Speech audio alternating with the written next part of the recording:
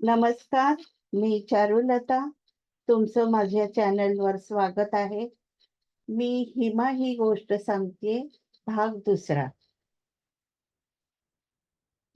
मंदिरातून आम्ही तिघी बाहेर पडलो. घरी जाताना भाजीवाल्याकडून भाजी घेतली, तर तिथे अपर्णा भेटली. अपर्णा आमच्याच कॉलनीत राहत असे. आम्ही दोघी गप्पा मारत घराकडे जात होतो. तर एक माणूस "गन्ने का ज्यूस, गन्ने का ज्यूस" ओरडत 2 ग्लास हातात एक एक ग्लास आमच्या दोघींपुढे केला. आम्ही दोघी दचकलो. हा कोण माणूस आहे? वेडा तर नाही ना? असा विचार माझ्या मनात आला.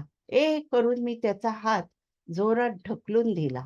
मग मी रागाने त्याच्याकडे बघितलं, तर काय, माझा नवरा हसत माझ्याकडे बघत होता. आम्ही दोघी घरी पोहोचलो. आम्ही घरी पोहोचलो. हे घरी आल्याने हेमंत, सासूबाई आणि हिमा यांना आनंद झाला. हिमाने त्यांना गार पाणी दिलं व पाया पडली. रमाकांत म्हणाला, "अगं पाया नको पडू, माझा आशीर्वाद आहेच." हिमा म्हणाली, "ते मला माहीत आहेच आहेच बाबा, पण मोठ्यांच्या पाया का पडायचे? त्यांना जाणीव करून द्यायची. मी लहान आहे, माझे लाड करायचे." रमाकांत हसून म्हणाला, "अच्छा, म्हणजे हे तुझं पाया पडणं म्हणजे तुझा स्वार्थ आहे तर." हिमा हसली. "हं, केलं." मग ती म्हणाली, "बाबा, छान चहा करू?" रमाकांत म्हणाला, "मी मस्त आलं, निंबू निचोड के गन्ने का ज्यूस घेतला. तुझ्या सासूला पण दिला, पण तिने सर्व ज्यूस सांडला." हेमा म्हणाली, "बाबा, तुम्ही फ्रेश व्हा. तोपर्यंत मी कुत्र्यांना बिस्किट देते." हेमा खाली गेली आणि 2 मिनिटातच धापा टाकत वर आली.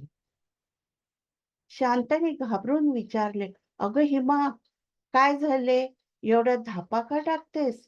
तिच्याकडे सगळ्यांनी पाहिले. हिमा म्हणाली, "काही नाही आई, मी खाली गेले ना, मला गाढव दिसले. आजी म्हणाल्या ना, गाढवाला गूळ आवडतो, म्हणून मी गूळ घ्यायला आले." आजीने मोठा आवाजला तोंडावर हात ठेवला. आजीची ती अवस्था बघून शांताला हसू आवरेना. हेमंतला पण हसू आवरेना. हिमाने घाईने गुळाचा डबा उघडला व 1 किलो गुळाची भेली घेऊन ती पळत सुटली. ते बघून शांता म्हणाली, "अगं हिमा, 1 किलो गूळ घालते का त्या गाढवाला?" हिमा थबकली. ती म्हणाली, "आई, गूळ फोडत बसले तर माझं गाढव निघून जाईल. त्याची माझी अजून ओळख नाही की तो माझी वाट बघेल. पुत्र ओळखीचे आहेत, ते बिचारे थांबतात." हिमाच्या या बोलण्याने रमाकांत हसू हस रमाकांतला हसू आले. तो म्हणाला, "हिमा, तू जा लवकर, तुझं गाढव निघून जाईल आणि त्या त्याच्याशी ओळख करून घे, म्हणजे उद्यापासून तो तुझी वाट पाहील." हिमा पळता-पळता म्हणाली, "बाबा, या मुक्या प्राण्यांना खायला दिलं ना, की ते आपली ओळख कधी विसरत नाही." शांता म्हणाली, "हिमा, लांबून दे गूळ, गाढव लाथ मारतं." "आई, मगाच मारली त्याने मला लाथ." असं म्हणून हिमा गेली त्या दिशेकडे. सर्वांनी अचंबाने बघितले, तर हिमा एका हाताने कंबर धरून लंगडत लंगडत पळत होती. हिमाने सर्वांची ताटं वाढायला सुरुवात केली. रमाकांत आत आला. त्याने बघितले ताटात कोबीची भाजी. तो म्हणाला, "मला कोबीची भाजी नको." हिमा म्हणाली, "मग पालकची पातळ भाजी देऊ?" तो म्हणाला, "चालेल." हिमा पोळी वाढायला लागली. रमाकांत म्हणाला, "पोळी नको, थोडा भातच दे. पातळ भाजी भात खातो. बस, म्हणजे माझं झालं जेवण." यमुनाबाई रमाकांतची मजा बघत होत्या. त्या म्हणाल्या, "ती नाही घरी आणि गमजा करी." रमाकांतने यमुनाबाईकडे बघितले आणि म्हणाले, "आई, फ्लाईटमध्ये माझं खाणं झालंय, रात्रीची सर्वांची जेवणं झाली. सगळेजण गप्पा करत होते. हिमा म्हणाली, "माझी कंबर दुखते. मी झोपते." शांता म्हणाली, "थांब जरा. तुला गरम पाण्याची पिशवी देते. कंबर शेकली की तुला बरं वाटेल आणि उद्या त्या गाढवाला गूळ द्यायला जाऊ नकोस." हिमा म्हणाली, "आई, मी उद्यापर्यंत बरी होईल. आता शेक घेते, गोळी पण घेतली. मला बरं वाटेल. आणि आई तुम्हाला सांगू का, उद्या तो नक्की येणार. आज त्याने गूळ खाल्ला, कणभर वाया घालवला नाही. खाऊन झाल्यावर त्याने प्रेमाने बघितलं माझ्याकडे. उद्या नक्की ढोलकी वाट बघेल." रमाकांत म्हणाला, "त्याचं नाव पण तो ठेवलं का? तुला प्राणी आवडतात का?" हेमा म्हणाली, "हो बाबा, मला फार आवडतात. तुम्हाला माहीत आहे का?" रमाकांत म्हणाला, "मला कसं माहिती असणार?" हेमा म्ह हेमा म्हणाली, "मी सांगते ना." "हं, हं, सांग." रमाकांत म्हणाला. हेमा म्हणाली, "खाली एक मांजरीला पिल्लं होणार आहे. मी एक पिल्लू पाळणार आहे." रमाकांत हिमाला म्हणाला, "डॉक्टर पाळणार आहे."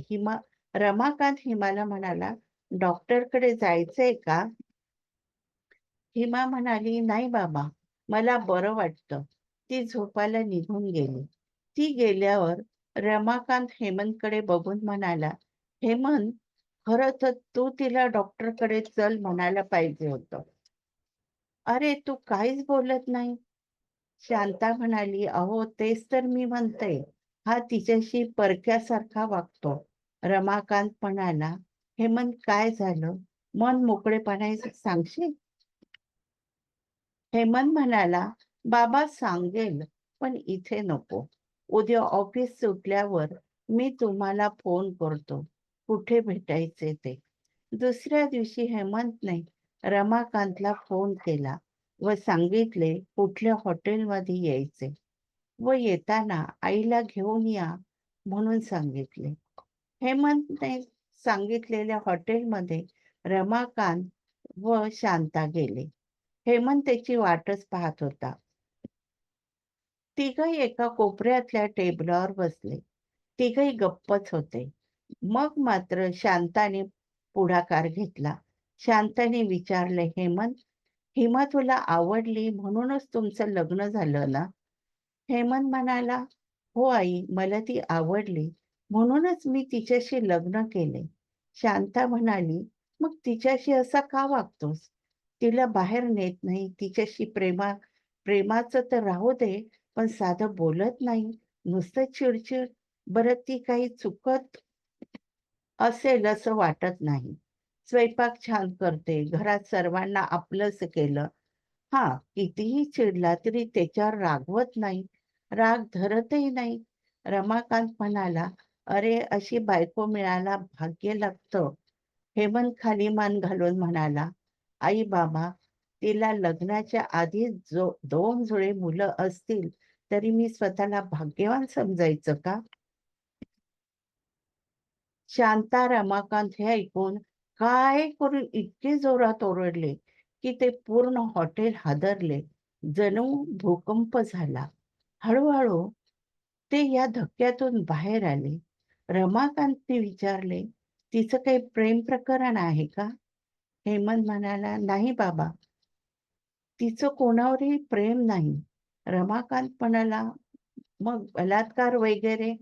हेमंत म्हणाला, "नाही बाबा, तिचं कोणावरही प्रेम नाही. तिच्यावर अतिप्रसंग झाला नाही. तिचं पहिलं लग्नही झालं नाही. पण ते मूल कोणाचे हेही तिला माहिती नाही." रमाकांत म्हणाला, "पण हे कसे शक्य आहे? तिच्या एखाद्या मित्राने तिला गुंगीचं औषध दिलं असेल एखाद्या पार्टीत." हेमंत म्हणाला, "नाही बाबा, तिला कोणी मित्र नाही. ती कधी पिकनिकला, कॉलेजच्या ट्रिपलाही गेली नाही." रमाकांत म्हणाला, "हे तर चांगलंच झालं." शांता म्हणाली, "हिमाच्या आई-वडिलांनी फसवलं आपल्याला. तिला माहेरी पाठवून देऊया." हेमंत म्हणाला, "मी पण बोललो तसं, पण ती जायला तयार नाही. तिच्या वडिलांनी तिला धमकी दिली, 'तू जर परत आली तर मी तर मी मुलांना काहीही करेन. म्हणून ती म्हणते, "मुलांना इकडे घेऊन येऊ." हिमा म्हणते, "मला तुम्हा सगळ्यांचा आधार वाटतो, सेफ वाटतं." रमाकांत खाली मान घालून विचार करत होता. नंतर म्हणाला, "शांता, हेमंत शांता, हेमंत, मी घरी गेल्यावर हिमाच्या वडिलांना फोन लावतो. इकडे बोलून घेतो. आपल्याला काही माहिती आहे हे दाखवायचेच नाही. करतो मी फोन. हेमंत, काळजी करू नको. आम्ही आहोत. आधीच सांगायला पाहिजे होते तू." शांता बोलली, "बाई गं, माझ्या पोराची गत झाली. इकडे आड, तिकडे विहीर." रमाकांतने तिच्याकडे पाहिलं आणि म्हणाला, "आई आली का अंगात?" हेमंत म्हणाला, "बाबा, खरं सांगू का? तिचं माझ्यावर फार प्रेम आहे आणि माझेही तिच्यावर प्रेम आहे. त्यामुळे समजत नाही काय करावं." घरा घराजवळ आल्यावर शांता म्हणाली, "मी इथे उतरते. मला भाजी घ्यायची आहे." रमाकांत घरी गेला. हिमाने त्याला विचारले, "आई, बाबा बाबा, आई?" रमाकांत म्हणाला, "म्हणजे तुझी सासू?" हिमा म्हणाली, "अर्थात." रमाकांत म्हणाला, "ती हरवली." यमुनाबाई म्हणाल्या, "उचलली जीभ लावली टाळ्याला." हिमा म्हणाली, "अशी कशी हरवली?" रमाकांत म्हणाला, "बाजारात गर्दी होती. त्या गर्दीत ती गायब झाली." हिमा म्हणाली, "भाजी आणायला गेली होय आई?" रमाकांत म्हणाला, "अगं ए हिमा, तू सासूला अरेतुरे करते?" हिमा म्हणाली, "हो बाबा, मी नेहमीच आईला अरेतुरे करते. आजीला पण हे आजीच म्हणते." रमाकांत म्हणाला, "आजी रागवत नाही?" हेमा म्हणाली, "रागवते ना, पण लटका राग असतो तिचा." "बाबा, मी काय करते माहीत आहे?" रमाकांत म्हणाला, "कसं माहीत असणार? तू सांग म्हणजे माहिती होईल." हेमा म्हणाली, "आजी रागवली की नळी फुंकली सोनारे, इकडून तिकडून गेले वारे." रमाकांत म्हणाला, "हिमा, तू ठीक आहेस ना?" हिमा म्हणाली, "हो बाबा, काय झाले?" रमाकांत म्हणाला, "अगं, मघा तुझ्या सासूच्या अंगात तिची सासू आली. आता तुझ्या अंगात आजी सासू आली का?" हिमा म्हणाली, "बाबा, तुम्ही काय म्हणतात माझ्या काही लक्षात येत नाही." शांता हे आणि हेमंत दोघेही घरात आले. जेवताना रमाकांत शांताला म्हणाला, "शांता, मी मघा हिमाच्या वडिलांना फोन केला. त्यांना बोलवलं आपल्याकडे." हिमा खूप घाबरली. म्हणाली, "बाबा, का बरं बोलवले? माझं काही चुकले का?" यमुनाबाई स्वतःशीच बोलल्या, "भीत्यापाठी ब्रह्मराक्षस." रमाकांती यमुनाबाईकडे पाहिले व हेमाला म्हणाले, "नाही, तुझे काही चुकलं नाही. हेमा, तुमचं लग्न झालं, त्याला 8 महिने झाले. ते तुला न्यायला का नाही आले? तुला नाही वाटत आईकडे जावं?" हेमा काहीच बोलली नाही, पण तिच्या डोळ्याला अश्रुधारा लागल्या. शांता तिच्या जवळ गेली. तिच्या डोक्यावरून हात फिरवला. तिचे डोळे पुसत म्हणाली, "हे बघ हिमा, खरं तर 5 परतवण्यासाठी तुला माहेरी न्यायला पाहिजे होते, पण त्यांनी नेले नाही. जसं लग्न झालं तसं त्यांनी तुझ्याकडे पाठ फिरवली. असं का?"